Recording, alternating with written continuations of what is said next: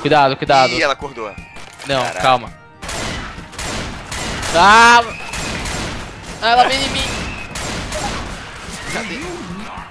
Ih, caraca. Cadê ela? Derruba ela, tá do meu lado aí, ó. Tá, agora eu vou precisar mesmo. Dead Kit, agora eu vou precisar mesmo.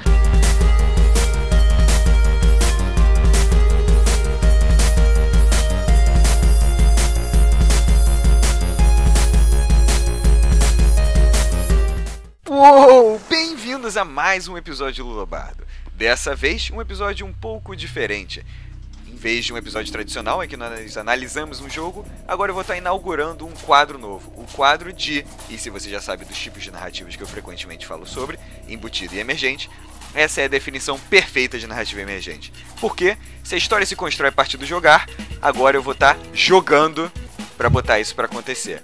Então, queria iniciar esse episódio não só com essa tela de loading aqui da campanha Dead Air do Left 4 Dead, que vai ser o jogo que a gente vai construir uma narrativa aqui durante o episódio, mas também apresentar o Alexandre Silva, que é redator do Tech Tudo, e junto comigo, enquanto a gente estiver jogando, a gente vai fazer uma coisa bem inusitada. Eu vou representar aqui o papel de um apresentador, mas entrevistado.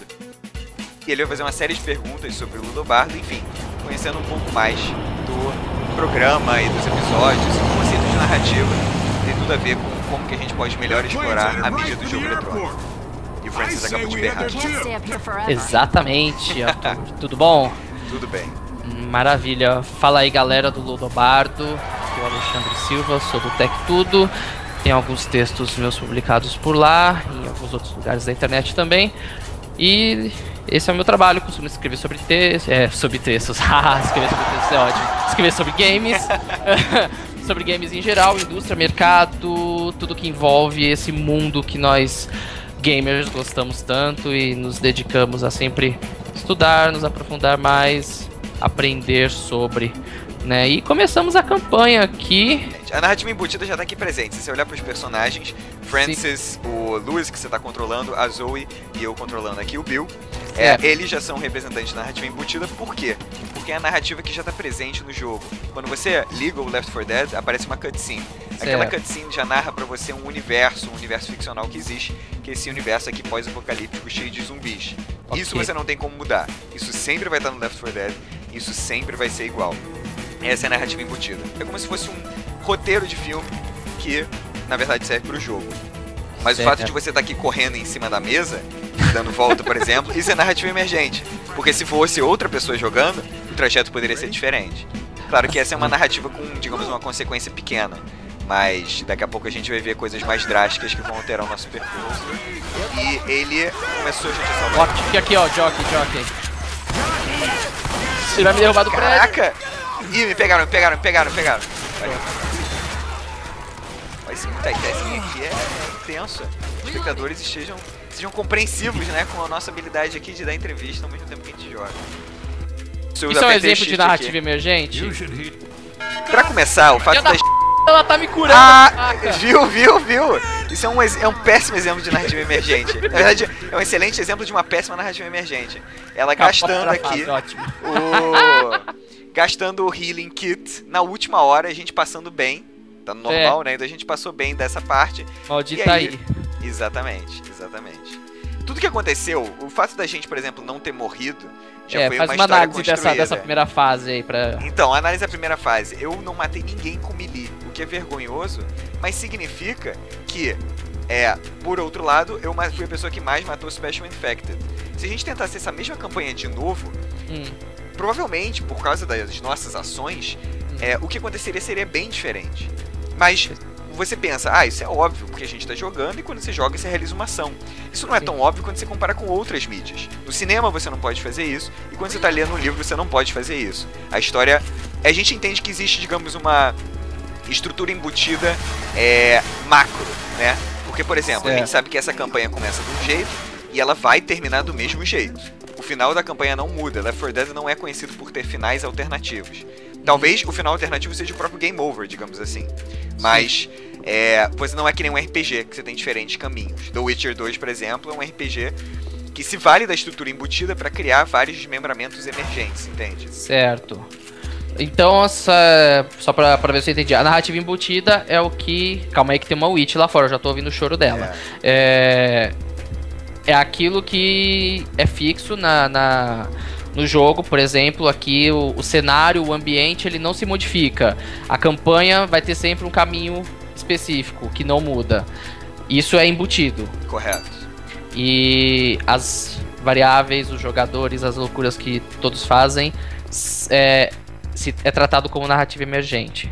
Exato. Esse surge frequentemente. Eu sou um grande fã do GTA, mas a gente nota que no GTA existe uma dissonância muito grande entre a narrativa embutida e emergente. Por quê? Pelo menos no 4.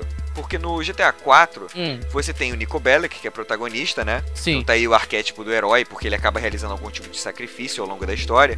Mas o que é contraditório é que você tem um digamos, militar, que provavelmente lutou na Guerra da Bósnia, agora um imigrante nos Estados Unidos, e ele tá, claro, tendo um choque cultural ali, o que antes era a Europa Oriental para ele, agora tá sendo a América do Norte, mas nesse choque cultural ele tá decidido de que ele não quer ser um novo assassino, de que ele não quer fazer atrocidades com pessoas, ele não quer mais matar, não é mais a vida que ele quer, tanto que ele tá tentando, ele tenta ajudar o primo dele, o Roman, para sair dessa vida.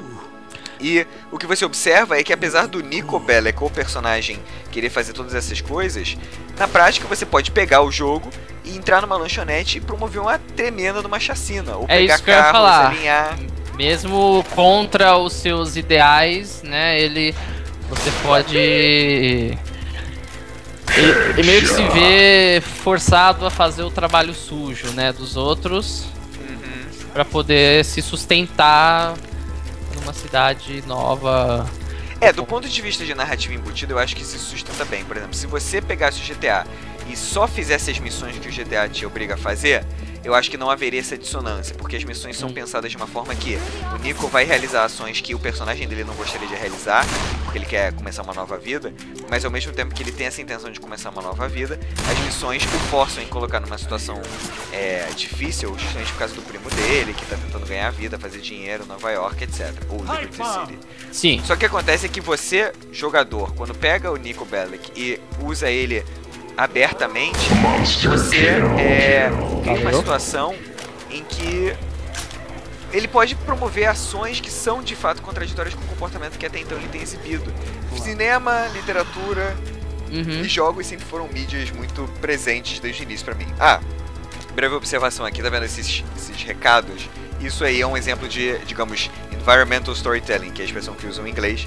Em outras palavras, eu consideraria a narrativa embutida que o ambiente conta. Ou seja, a narrativa do ambiente, né?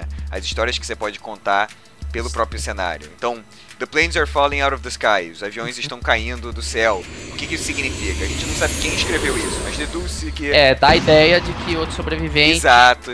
passou por aqui antes de nós. Exatamente. E você acaba conhecendo um pouco mais sobre a realidade que você está habitando aqui como jogador, como Francis, como Zoe, como Bill, como Lewis. Você acaba conhecendo um pouco mais disso, não porque tem um bloco de texto te informando didaticamente, olha, é o ano de 2011, o mundo foi invadido por zumbis, e não sei que, não sei que, não sei que. Não, na verdade... Não é uma cutscene que te explica... Um elemento muito interessante, a ver até com game design, é o seguinte: as pessoas frequentemente dizem que o tutorial do Left 4 Dead é a cutscene de abertura. É na cutscene de abertura que você aprende como que você pode fugir de determinados inimigos, é na cutscene que você aprende quanto tempo a pipe bomb demora pra explodir, é na cutscene que você aprende uma série de coisas. E coisas inclusive a Witch. A Witch, que você tem que apagar a lanterna e você não pode chamar a atenção. O Hunter. E caraca. Pronto, morreu. Pra cá. Não passa pelo detector de metais. Certamente. Só que isso eu acho uma construção genial. Que é embutida, obviamente, que tá presa aí no game design. Mas que é uma construção muito inteligente. E, aliás, não tinha essa grade aqui antes no Left 4 Dead 1. Essa grade aqui é nova. De fato, não tinha, de fato. E eu tô vendo que é difícil de não passar pelo detector. Você tem que ir por aqui. E não ser obrigado a passar? Sério? Caraca! Cara. No Left 4 Dead 1, você não era obrigado a passar por aí. E não, isso era, na minha opinião, uma coisa genial. Porque as pessoas às vezes esqueciam e passavam. e acionava. Só que assim, era uma coisa muito natural, era orgânico. Era uma narrativa emergente. Agora, o jogo meio que te força a passar. Eu acho isso é um ponto negativo, então? Você na minha opinião é. Porque, lembra quando eu falei no início, antes de começar a gravar, que eu achava dessa fase da Dare por um motivo específico que eu não ia falar? Era esse, o detector de metal. Detector de metal. O detector de metal era um excelente exemplo de narrativa emergente, porque quantas pessoas passam? Várias não passam. E eu lembro a primeira vez que eu tava jogando essa fase, e uns amigos meus passaram sem querer. E assim, como tá tudo desligado, né, você imagina que não tem energia. Mas aí tem energia, e a energia aciona e aí os zumbis vêm por causa do barulho. Ó. Caraca! Então, meio que forçam agora o jogador a acionar esse exatamente, evento, essa e forçam o jogador a passar por essa horda aqui. Ih, me pegaram. Já foi. Mas eu achei isso negativo, sinceramente. Acho que perdeu muito é aquele papo de a autoria do jogador. Você perde a autoria nisso, você perde poder de decisão. Corre que isso aqui não tem fim, cara. Vamos até o final agora. Caraca. Eu esqueci disso. Vai. Agora eu entendi porque que eles deixaram obrigatória a parte do detector. Né? Mano, essa parte aqui era toda sem zumbi antes. Exatamente. Dá pra ficar tranquilo aqui. Caraca. 9 de vida. Caraca. Hunter, tô no finzinho já.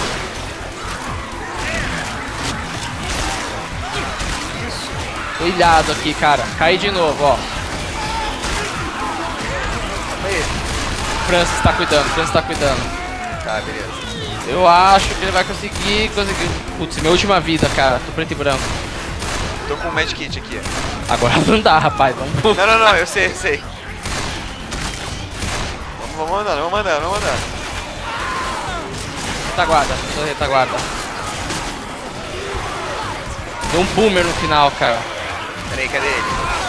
Não tô vendo, só tô batendo, correndo e batendo. Caraca, tá ali. Vai. Nossa, vai. Tô batendo. O Jockey. Morri no final do safe house. Vai, Ia, não faz isso não, Ia. Morri no final do safe house, cara. Não morre, pelo amor de Deus. Deixa os caras e corre. Deixa ficar perto. Caraca. Vai, falta pouco. Não! Ô, Zoe. Nossa, o negócio tá feio. Caraca. Não passaram, meu Deus, passaram. Corre que tem um Hunter. Pegou atrás. Deixa os caras morrer lá, cara. Tá maluco. Tem uns gatos pingados subindo também aqui, ó. Aí lá vem o avião. Ali. O que é muito interessante também. Eu adoro essa parte. Eita. Não, isso é genial. Eu me canso de ver essa cena. Acho que ninguém. Acho que essa cena impressionou qualquer pessoa pela primeira vez nesse mapa. Momento rolo da campanha. Exatamente. E o que é muito legal também é que a Valve faz isso muito bem. Você não tem uma cutscene obrigatória. Por exemplo, o evento está acontecendo, mas você pode estar olhando para o outro lado. Por um lado, isso é ruim, mas por outro lado, isso deixa total liberdade com o jogador.